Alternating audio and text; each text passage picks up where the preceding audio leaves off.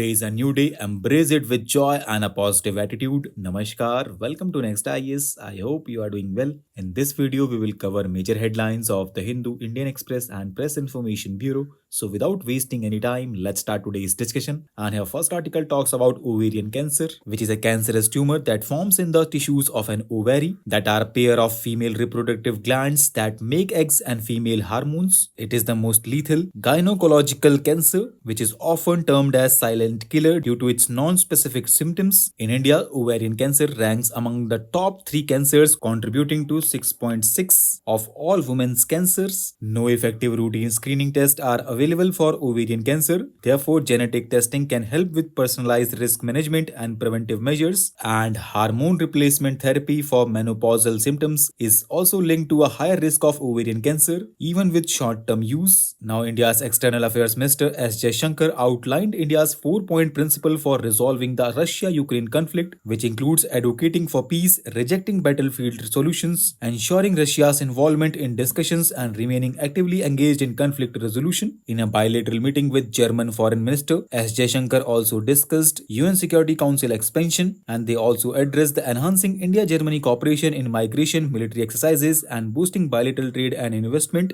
Regarding China, S. Jaishankar clarified that while India is open to business, specific conditions apply due to ongoing geopolitical tensions. Now, recently, Prime Minister Narendra Modi chaired the first meeting of the newly formed Anusandhan National Research Foundation in New Delhi. Anusandhan National Research Foundation has been established to promote research and development and foster a culture of research and innovation throughout India's universities, colleges, research institutions, and R&D laboratories. It acts as an apex body to provide high-level strategic directions of scientific research in the country as per recommendations of the National Education Policy. Now, a recent analysis by University of Chicago and University of Maryland examined the impact of Rajiv Gandhi Grameen Vidyut Yojana, and it highlighted that larger, more populous villages saw significant economic benefits from electrification, but in contrast, smaller villages experienced minimum to no economic improvement. Studies suggested that while electricity access boosts national GDP, but it does not significantly benefit smaller communities. Talking about Rajiv Gandhi Grameen Vidyutikaran Yojana, it was launched in April 2005 and it aims to provide electricity access to all rural households and achieve full electrification of all villages in India. It is a centrally sponsored scheme, and under this scheme, 90% of the fund is provided as grant by the Government of India and 10% as a loan by Rural Electrification Corporation to the state government. Now, SpaceX successfully launched the Polaris down mission, featuring 4 members civilian crew for a multi-day orbital expedition. It aims to conduct the first spacewalk by non-professional astronauts and reach a peak altitude of 1400 km, which is highest for any manned mission in over 50 years. Now, recently, Madhya Pradesh government approved a proposal to increase the MSP for soya bean, which is a species of legume rich in both high-quality protein and edible oil. And do you know, friends, Madhya Pradesh is the largest soya bean producing state in the country with over 50% of the nation's production, and it is also known as the soya bean state. Now, Commission for Scientific and Technical Terminology, which works under the aegis of Union Education Ministry, has launched a unique website that provides technical terms in all 22 official Indian languages. It aims to be central repository for all terminologies prepared for Indian languages. Talking about Commission for Scientific and Technical Terminology, it was set up in December 1960 with the objective to evolve and define scientific and technical terms in Hindi and all Indian languages. It is also routinely publishes a large number of textbooks and monographs besides publishing quarterly journals named Vigyan Garima Sindhu and Gyan Garima Sindhu. Now, government has relaxed the automatic exclusion criteria under the Pradhan Mantri Awas Yojana Grameen, allowing families owning two-wheelers, motorized fishing boats, refrigerators, landline phones, and earning up to 15,000 per month to now avail rural housing scheme. Talking about Pradhan Mantri Awas Yojana Grameen, it was launched in 2016,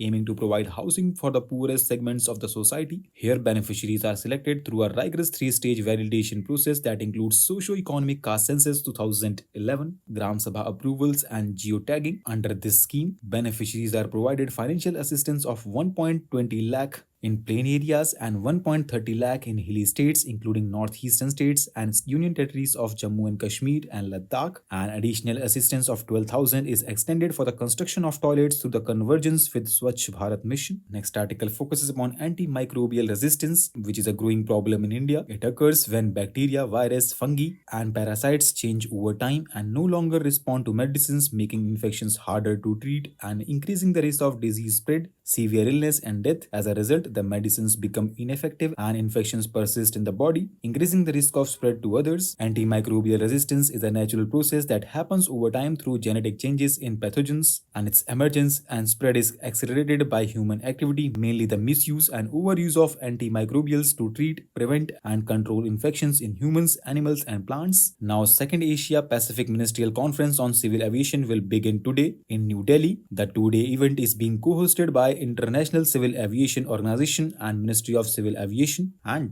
friends, India is the fastest growing aviation markets in the world, and it is currently the third largest in domestic segment. In last decade, the number of aircraft in India has increased from 400 to more than 800, and airports have exponentially grown from 74 to 157. Government's initiatives like UDAN have enhanced regional connectivity, ensuring that even remote areas are integrated into the aviation network. Talking about the historical linkages, civil aviation in India took flight in 1911 with inauguration of the first commercial flight between Allahabad and Naini, and India became a member of International Civil Aviation Organization in 1947, enabling participation in global aviation initiatives, promoting safety, efficiency, and international collaboration. Over the years, the sector witnessed the emergence of private airlines post-liberalization in the 1990s, followed by the rise of low-cost carriers in the 2000s, revolutionizing air travel accessibility. So with this, let's conclude today's discussion. Thanks for listening, and for regular updates, you can follow us on various social media platforms.